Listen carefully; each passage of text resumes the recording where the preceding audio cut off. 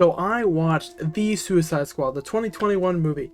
I know I'm a few weeks late, but my boy Justin MD was in town, and he said, "Hey, let's go do something." I said, "Hey, yeah, sure." And they said, "Hey, let's go watch The Suicide Squad." And I said, "Hey, yeah, sure." So this is my review. We're gonna start out with mild to little like spoiling, and then we'll get into stuff. There'll be some chapters stuff or whatever YouTube calls it. So if you want the spoiler part and the bigger parts, go to that part of the video. If you just want the mild stuff and you're still looking to watch and you haven't yet, which I would recommend, then stick with that and then maybe come back if you watch it. I watched it in theaters and it was a great experience. So let's get into it.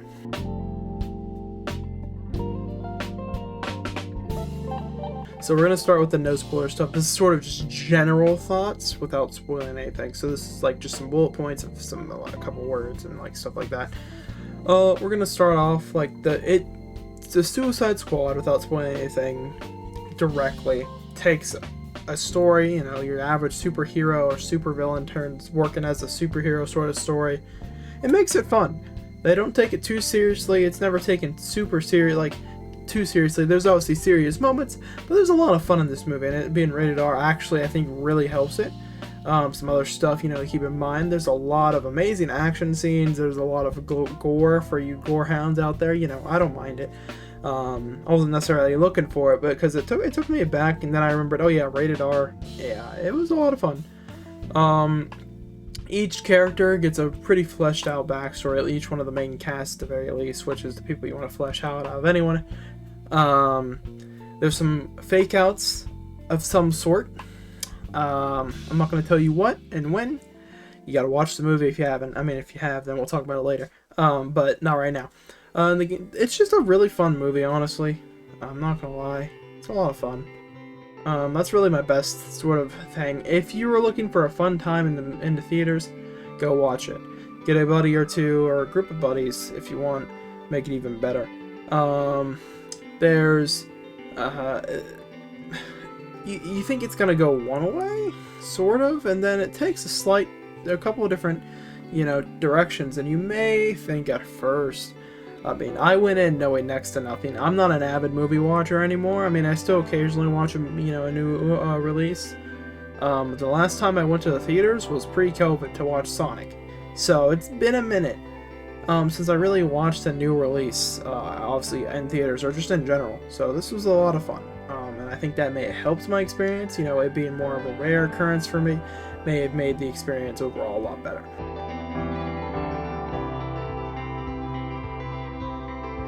So in terms of the story, this was honestly very fun.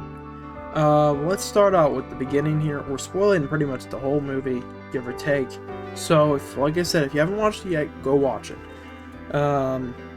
So we're introduced to, a whole group of people, primarily through the perspective of who we thought would be the main character. Who we thought, but it wasn't.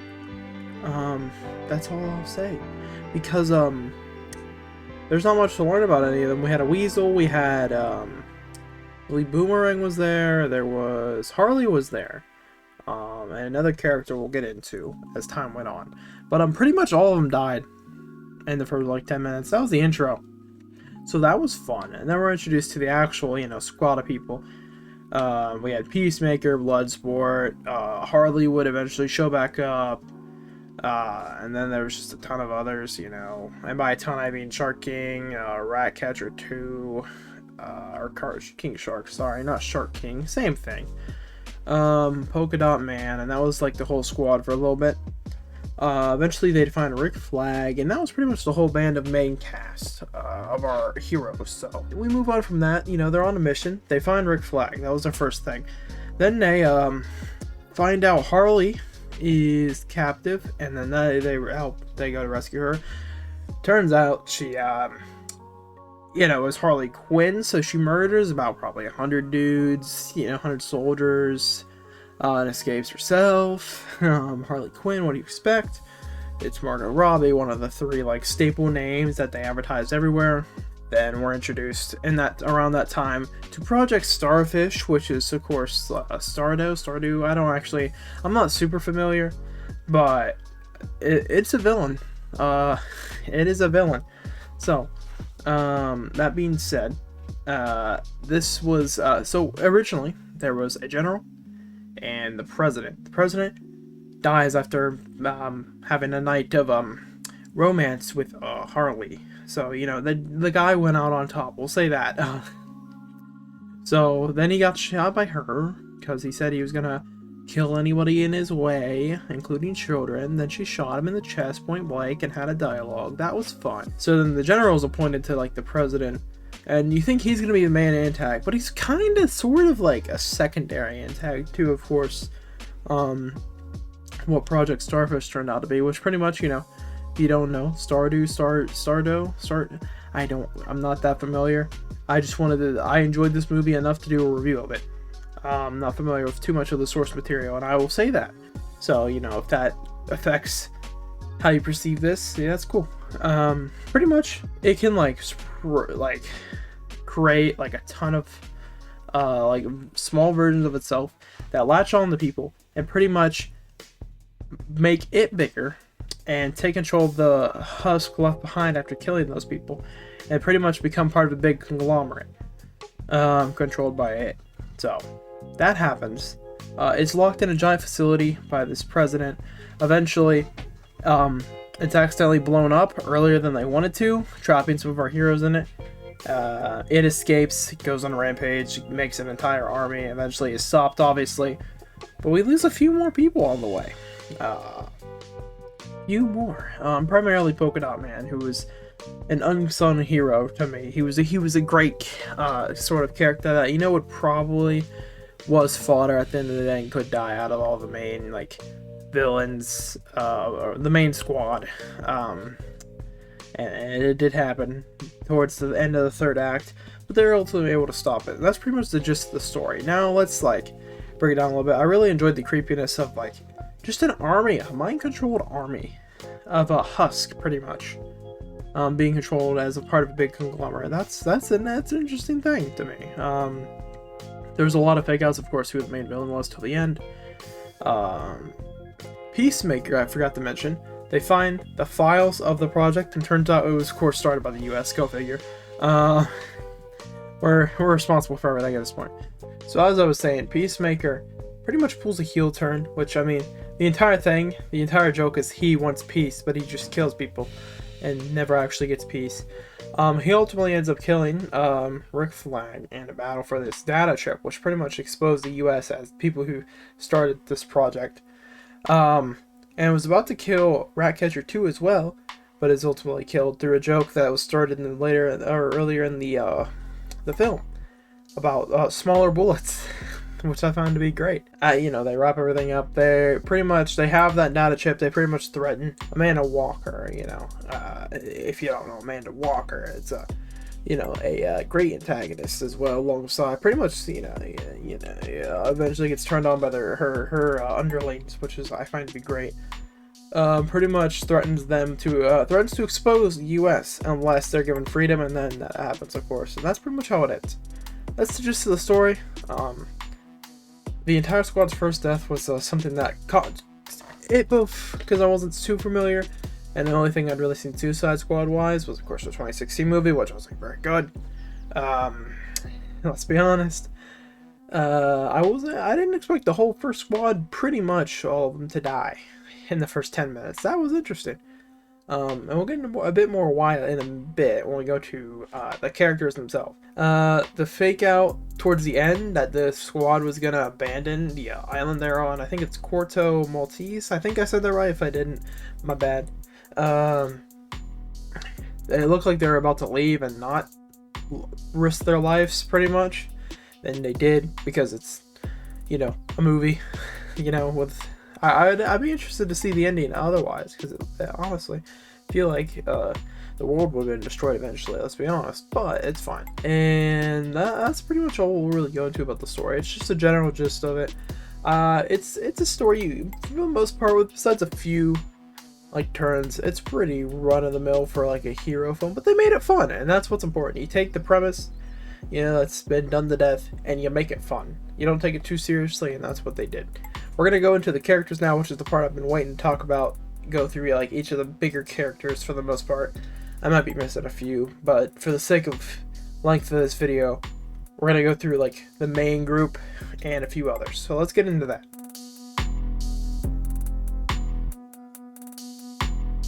Alright, so we're moving into my favorite part of the video to talk about, I think. Some of the main characters. I won't get all of them, but we're gonna hit the main like group and a few others. So, let's start off with Bloodsport, you know. I may not get all these names correct. Like I said, I'm not an avid movie watcher, and I may not know these names by heart. So I'm gonna try. Idris Elba, I believe it is, or maybe it's slightly, I don't know. I'm trying. As Bloodsport, you know, sort of the, you could argue, main character, main point of view at least. I think he does a great job at being the leader that just points out everyone's flaws and is kind of just tired of this, because, you know, he's tired of this shit. He plays that role great, and then over time starts to see like, hey, yeah, these people have been through some stuff, and maybe you know, they're not perfect, they're not a combat expert, but like, hey, he grows to like, you know, respect these people, or at the very least work alongside the rest of the squad. I think it works great, and him not having a great relationship with his daughter, and at the end her seeing him pretty much save an entire island and potentially the world. You know, it's good. It's a good little end. Good little end. Let's move on to good old John Cena, our boy John Cena, John Cena, as Peacemaker. So, you know, I've never really actually watched a movie with Cena in it. At least a full movie. I've seen clips and stuff, but he did all right here. I think he fit the role well of like big muscle man that has the same background as Bloodsport and is Peacemaker, but to get peace, he'll kill people, children, women, it doesn't matter. There's a quote early on where he says it doesn't matter how many people he has to kill, pretty much, to get peace, he will do it. I think he specifically says men, women, or children, but you know, same gist. And it's proven later on where he's pretty much like big USA guy with the government, the good big US gov, when Rick Flag, you know, finds the chip, and it's explained that pretty much exposes the US. He's completely against that. He wants it to be destroyed, because that was sort of their whole plan, or their mission, sort of, and it didn't really work out. He did ultimately kill Rick Flag, but then he was then killed by Bloodshot, who turned out to be the better combat expert, and took him out after he also almost killed Ratcatcher too. So I think he did good in this role though, and if you didn't see the after credits scene, I'm not going to spoil that. You have to watch to hear about that, or just find it on YouTube, because it's probably on YouTube. I think there'll be more of John Cena, our boy, in this franchise. Next up, we'll go over Harley, the one character that sort of doesn't fit to me. And I watched a couple other reviews just to see if my thoughts were similar. Harley doesn't really fit in this movie. She's great, don't get me wrong. Margot Robbie as Harley is fantastic, but you know she's not gonna die. Anyone else could have believably died, and it wouldn't have been that shocking. Oh, it would have been a little shocking, but I mean, you mean like they physically could die. They're not gonna kill Margot Robbie off. They're not gonna kill Harley off. I think it would have been better if she wasn't in this, or was like it made a very minor appearance. Because when you know you were in her point of view, nothing. She was gonna find a way to get through whatever obstacle was in her way. Let's be honest here. It's Harley Quinn. They're not gonna kill Margot Robbie off. They're not gonna kill Harley Quinn off. But other than that, fantastic. Next, let's talk about Ratcatcher 2. Daniela. I'm not gonna try to pronounce her last name because I feel like I'll butcher it. I'm not familiar. They've done stuff. I checked out the IMDb of a lot of these people, just if I didn't recognize them. Or some of them, I should say. This is one I'm not too familiar with, but it's Ratcatcher 2, which is great. Fantastic. Probably my second favorite character. Probably my favorite character, like, story-wise, I'd say. I think the biggest sort of finding their purpose sort of thing, and I think it was a little weird, but the whole point was a lot of their, like, abilities were weird, but it turned out to work in the end. So, I mean, the ability to control rats. It was weird, but it worked, and I think it was really good in the end. It worked out really well. I like the character's relationship with my favorite character, voiced by Sylvester Stallone, King Shark, my favorite character. I was unfamiliar with King Shark. I had seen a few clips on like TikTok and Twitter of the character, because obviously the movie's been out for a little bit in theaters. But it was great. I was scared they were gonna kill my boy off. He was my favorite character. He was funny. It was great. And I was concerned they actually did kill my boy, but he came back. I thought there was multiple times I thought he was done, but he came back and made it out in the end, which was awesome. Polka Dot Man, our boy David. I still don't know how to pronounce his last name, but I am semi-familiar. Obviously, older actor. He's been in a lot of shit. He's great. I like the sort of. He had issues, mother issues in multiple ways, and used that to his advantage in the end, and unfortunately didn't make it to the actual end of the movie. So, F. Next up, we'll talk about Rick Flag. Joel Kinnaman? I may be saying that wrong. I apologize. I'm not a huge moviegoer. I've never been a big guy to actually go behind it, like, know the names of the actors too often either. More like less than actually watching movies, so my bad. I need a new chair as well, my bad. He was great. I wasn't familiar, so I was pretty blind on it. I thought he died at the beginning, but he didn't. Until you saw him a bit later. And like he was great in his role. He's sort of like the opposite of Peacemaker, along with Bloodsport. He's sort of like halfway in the middle for both of them, more leaning towards like Bloodsport in terms of like his ideals. He wanted to expose the U.S. government because he was tired of defending pretty much the fact that we do start a lot of shit. That's just true. And ultimately he fought till he died, and his death was probably it was a bit probably the most like notable death of the film. Moving on though, Peter Capaldi as Gallus Greaves, I think it is. Big Smart Man. Big Smart Man was smart and great. It was fantastic. He didn't get too many like scenes to show off that he is Big Smart Man, but he is Big Smart Man. So and it was great to me. Last character I'll sort of mention is obviously Stardo, I think it's Stardo. I don't know. I apologize. It was great. A great antagonist for the film. I wasn't too familiar with its like abilities and all that, but the backstory is great. And the end lasts like 20, 25, 30 minutes with it just on the loose was a great climactic sort of battle for the film. That's all the characters I'll talk about. Last thing I'll talk about is sort of my end thoughts and then one this video. So let's get into that. So my end thoughts, if I had to give the movie a rating, I'd say about a 8.99 out of 10. No movie's perfect, so don't ever expect me to give something a 10 out of 10. Movie game, doesn't matter. It's a lot of fun, had great sort of characters with their great backgrounds. I can't speak. Pretty solid story, but it's still obviously sort of your run-of-the-mill, big movie flick story. But they made it fun and it worked. I like the antagonist. I like the sort of just the fact that they pretty much had to go through an army that was actually just a conglomerate of one being.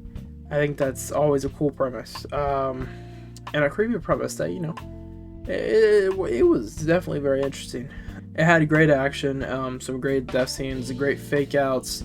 Overall, really good film. Recommend it to anyone. As for, obviously this one versus the original Suicide Squad, this one blew it out of the water. It actually was a good film.